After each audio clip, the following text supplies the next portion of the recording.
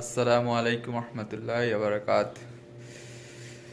সবাই কেমন আছেন? আশা করি সবাই ভালো আছেন। আজকে আমাদের সাথে সংযুক্ত হয়েছে আমাদের রায়ান ভাই। আজকে আপনাদেরকে সুন্দর কোরআন তালাওয়াত শোনাবে আমাদের রায়ান ভাই। তো কোরআন তালাওয়াতটা পুরো শুনবেন ধৈর্য সহকারে। আর কেমন হলো কোরআন তালাওয়াতটা একটা কমেন্ট করবেন। আর চ্যানেলটা সাবস্ক্রাইব করবেন, শেয়ার করে দিবেন। এখানে ইসলামিক ভিডিও পাওয়া যাবে,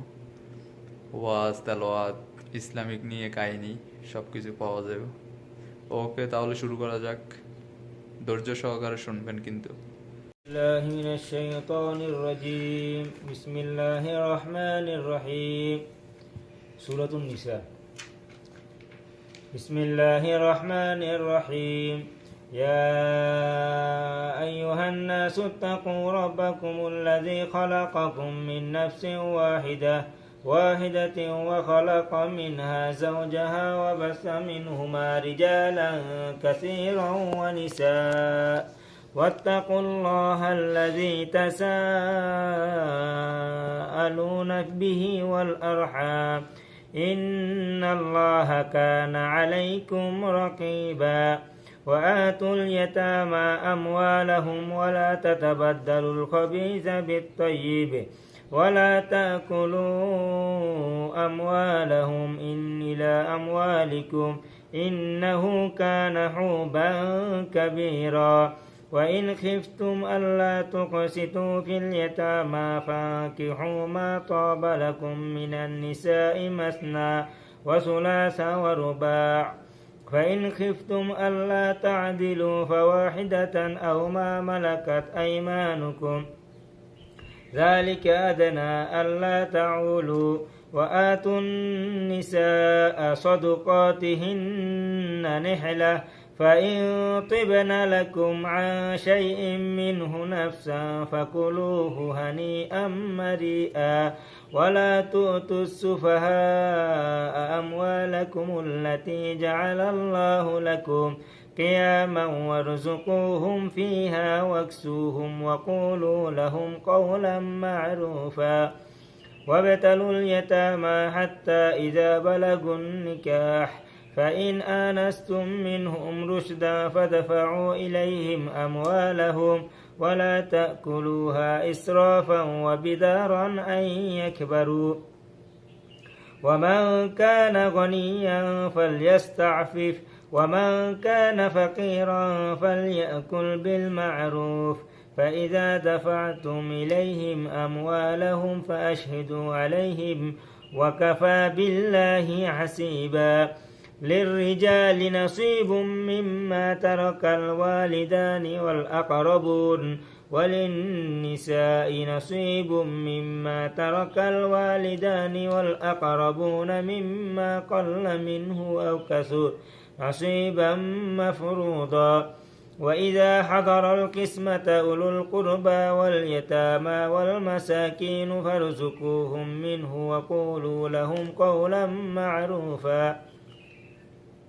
وليخشى الذين لو تركوا من خلفهم ذرية ضعافا خافوا عليهم فليتقوا الله وليقولوا قولا سديدا إن الذين يأكلون أموال اليتامى ظلما إنما يأكلون في بطونهم نارا وسيصلون سعيرا يوصيكم الله في أولادكم للذكر مثل حظ الأنثيين فإن كن نساء فوق اثنتين فلهن ثلثا ما ترك وإن كانت واحدة فلها النصف ولأبويه لكل واحد منهما السدس مما ترك إن كان له ولد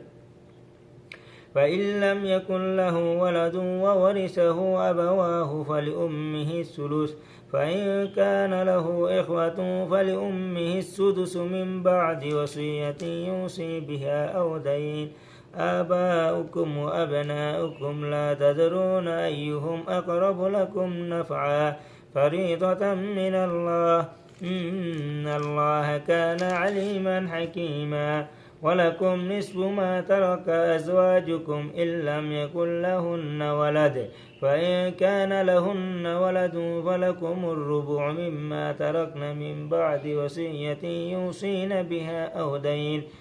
ولهن الربع مما تركتم إن لم يكن لكم ولد فإن كان لكم ولد فلهن الثمن مما تركتم من بعد وصية توصون بها أو دين وإن كان رجل يورث كلالة أو امرأة وله أخ أو أخت فلكل واحد منهما السدس فإن كانوا أكثر من ذلك فهم شركاء في الثلث من بعد وصية يوصى بها أو دين غير مضار وصية من الله والله عليم حليم تلك حدود الله ومن يطع الله ورسوله يدخله جنات تجري من تحتها الأنهار خالدين فيها وذلك الفوز العظيم ومن يعص الله ورسوله ويتعدى حدوده يدخله نارا خالدا فيها وله عذاب مهين والتي يأتين الفاحشة من نسائكم فاستشهدوا عليهن 4 منكم فإن شهدوا فأمسكوهن في البيوت حتى يتوفاهن الموت أو يجعل الله لهن سبيلا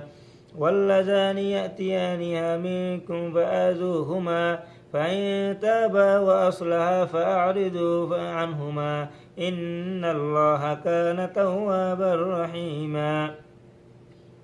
إنما التوبة على الله للذين يعملون السوء بجهالة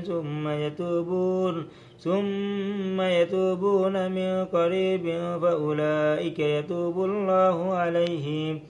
وكان الله عليما حكيما وليست التوبة للذين يعملون السيئات حتى إذا حضر أحدهم الموت قال إني تبت الآن ولا الذين يموتون وهم كفار أولئك أعتدنا لهم عذابا أليما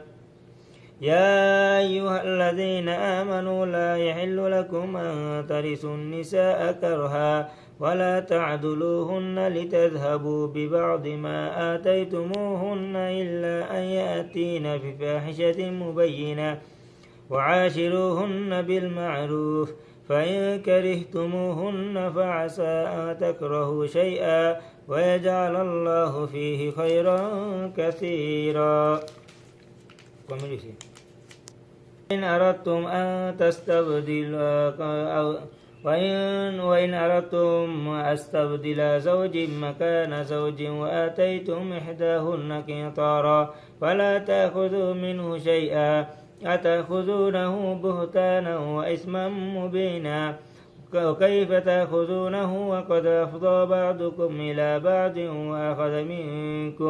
وأخذن منكم ميثاقا غليظا ولا تنكحوا ما نكح آباءكم من النساء إلا ما قد سلف إنه كان فاحشة ومقتا وساء سبيلا حرمت عليكم أمهاتكم وبناتكم وأخواتكم وعماتكم وخالاتكم وبنات الأخ وبنات الأخت وأمهاتكم اللاتي أرضعنكم وأخواتكم من الرضاعة وأمهات نسائكم وربائبكم اللاتي في حجوركم من نسائكم اللاتي دخلتم بهن فإن لم تكونوا دخلتم بهن فلا جناح عليكم وحلائل أبنائكم الذين من أصلابكم وأن تجمعوا بين الأختين إلا ما قد سلف إن الله كان غفورا رحيما والمحصنات من النساء إلا ما ملكت أيمانكم كتاب الله عليكم وأحل لكم ما وراء ذلكم أن تبتغوا بأموالكم محسنين غير مسافحين فما استمتعتم به منهن فآتوهن أجورهن فريضة ولا جناح عليكم فيما تراضيتم من بعد الفريضة إن الله كان عليما حكيما ومن لم يستطع منكم طولا أن ينكح المحصنات المؤمنات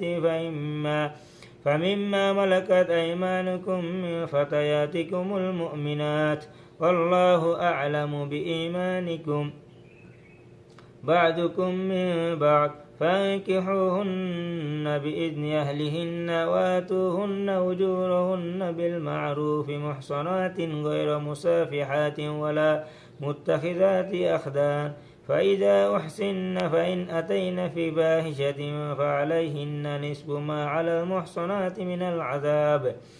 ذلك لمن خشي العنة منكم وأن تصبروا خير لكم والله غفور رحيم يريد الله ليبين لكم ويهديكم سنن الذين من قبلكم ويتوب عليكم والله عليم حكيم والله يريد أن يتوب عليكم ويريد الذين يتبعون الشهوات أن تميلوا ميلا عظيما يريد الله أن يخفف عنكم وخلق الإنسان ضعيفا